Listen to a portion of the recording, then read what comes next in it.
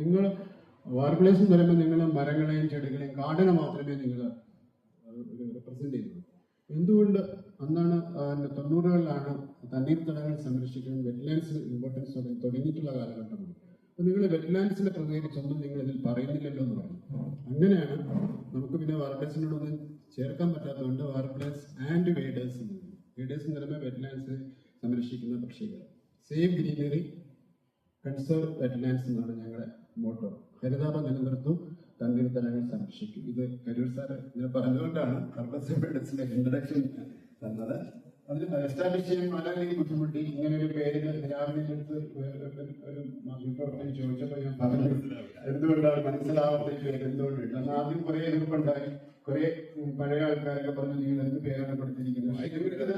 വെളിയിലേക്ക് ഞങ്ങൾ data sheet അയക്കുക, റിപ്പോർട്ട് അയക്കുമ്പോൾ അവർക്കെല്ലാം വർക്ക്പ്ലേസ് വളരെ പരിചിതമായ പേരാണ്. മലയാളത്തിൽ മാത്രമേ ഒരു പരിചിതമായ കാര്യമില്ല. പാരമ്പര്യങ്ങളിലോ ഒക്കെ ഇട്ടിട്ടുണ്ടെങ്കിൽ ആൾക്കാർക്ക് പരിചയമാകുമായിരുന്നു. വർക്ക്പ്ലേസ് ഒരു പേരായിരുന്നു അഭിനന്ദിത്വം. പക്ഷെ ഇപ്പോൾ നമ്മൾ എസ്റ്റാബ്ലിഷ്ഡ് ആയി ആൾക്കാർക്ക് കുറെ മനോബലൊക്കെ വളർന്നുണ്ടാകാം.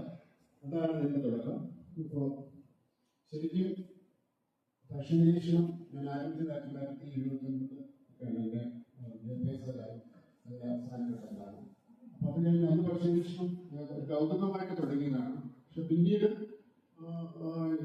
ഇപ്പൊ നേരത്തെ സുരേഷ് നമ്മൾ പ്രതിപാദിച്ച പക്ഷികളും മനുഷ്യരും എന്ന പുസ്തകം ഒരു എക്സിബിഷൻ 1980-81 എക്സിബിഷനിൽ പുസ്തകത്തിൽ അതും പിന്നെ ശ്രീ ജമാൽ ആരുടെ വാച്ചിങ് പേഴ്സൺ എന്ന പുസ്തകം അത് കുട്ടികൾക്ക് വളരെയധികം ഉപകാരപ്രദമായ ബുക്കായിരുന്നു. അത് രണ്ടും വായിച്ചപ്പോഴത്തേക്കും വളരെയധികം ഇൻട്രസ്റ്റ് ആണ്. അതുപോലെ ഞങ്ങൾ കണ്ട പക്ഷി കുറച്ച് കുയില് ഒല്ലെങ്കിൽ അങ്ങനെ പക്ഷികളെ വീട്ടിലൊക്കെ നമുക്ക് അറിയാം. പുഴപ്പിളൊക്കെ ചിരട്ടപ്പലിച്ചെന്നൊക്കെ പറഞ്ഞ പേരല്ലേ. പക്ഷെ പക്ഷികളും മനുഷ്യരും വായിച്ചപ്പോൾ ഒരുപാട് പക്ഷികളെ കുറച്ചധികം നമ്മൾ കോമൺ ബേർഡ്സിനെ തിരിച്ചറിയാൻ കഴിഞ്ഞു.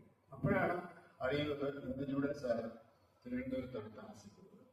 സാർ തിരുവനന്തപുരത്താണ് താമസിക്കുന്നത്. അപ്പൊ സാറിനെ തിരിഞ്ഞ് പല നമ്മുടെ കൂട്ടുകാർ പല സാർ എവിടെ താമസിക്കുന്നത് ഞങ്ങൾക്ക് അറിയില്ല. വേറെ ബേർഡ്സും തുടങ്ങി. അപ്പൊ അന്ന് തിരുവനന്തപുരത്ത് ഏറ്റവും കൂടുതൽ പത്രങ്ങൾ ഇപ്പോഴും പത്രത്തോടെയല്ല, പണ്ട് തിരുവനന്തപുരത്ത് അല്ലെങ്കിൽ ഓരോ സ്ഥലത്തും കോട്ടയം എന്നൊക്കെ പറഞ്ഞ് പ്രധാനപ്പെട്ട സുപ്രധാന പരിപാടികൾ പത്രത്തിൽ വരും.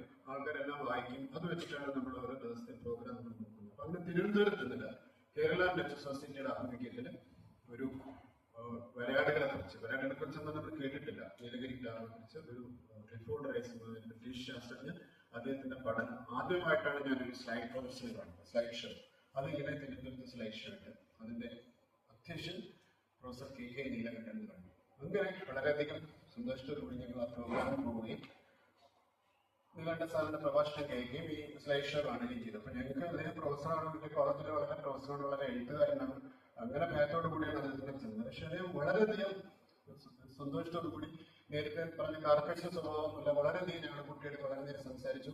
ഒരു പക്ഷിയെ കുറിച്ച് ഇങ്ങനെ ചോദിക്കുമ്പോൾ അദ്ദേഹം ഉടൻ തന്നെ അതിന്റെ ശബ്ദം പുറപ്പെടുന്നു. ഈ പക്ഷിയാണോ? അതിശയിച്ചു പോയി. കാരണം നമ്മൾ എക്സ്പ്ലെയിൻ ചെയ്ത സാർ ഒരൊറ്റ മിനിറ്റ് കൊണ്ട് സാറിന്റെ ശബ്ദത്തിൽ ഞങ്ങൾക്ക് പറഞ്ഞു. അങ്ങനെയാണ് ശരിക്കും പക്ഷി നിരീക്ഷണം ഒരു ഗൗരവതരമായിട്ടുള്ള തുടങ്ങണമെന്ന് ഒരു തുടങ്ങിയത്. ഇനി ഞാൻ സ്ലൈഡ് ഷോ കാണിക്കുമ്പോൾ